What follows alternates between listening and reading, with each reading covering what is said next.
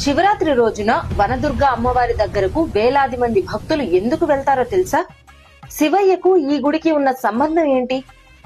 ఈ క్షేత్రానికి మహాభారతంతో సంబంధం ఉంది. పరీక్షిత్ మహారాజు ఒక ఋషిని అవమానించగా పాము కాటుకే మరణించుగాక అనే శాపం పొందాడు. అలాగే ఆ రాజు పాము కాటుతో మరణించాడు. తండ్రి మరణంతో మండిపోయిన రాజకుమారుడు జనమేజయుడు ప్రపంచంలోని నాగులను నాశనం చేయడానికి సర్పయాగం ప్రారంభించాడు.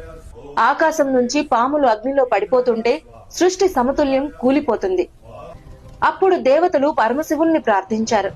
అప్పుడు శివుని తలపై ఉన్న గంగాదేవి మంజీరా నదిగా మారి 7 ప్రవాహాలుగా విడిపోయి యజ్ఞాగ్నిని ఆర్పివేసింది.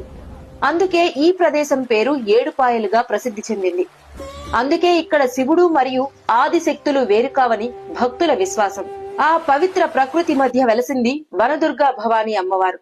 ఇక్కడ ఆ 7 ప్రవాహాలు అమ్మవారి పాదాలను తాకుతూ ప్రవహిస్తాయి. ఈ క్షేత్ర దర్శనం పాప విమోచనం, దైవానుభవం అని భక్తులు నమ్ముతారు. అమ్మవారిని దర్శిస్తే శివుని కృప కూడా లభిస్తుందని, శివశక్తులు ఒక్కటేనని భక్తుల విశ్వాసం. అందుకే శివరాత్రి రాత్రి ఇక్కడ జాగరణలు, దీపారాధనలు, ప్రత్యేక పూజలు ఎంతో భక్తి శ్రద్ధలతో జరుగుతాయి. మీరు శివయ్య భక్తులైతే ఓం నమ శివాయ అని కామెంట్ చేసి మా పేజీని ఫాలో అవ్వండి.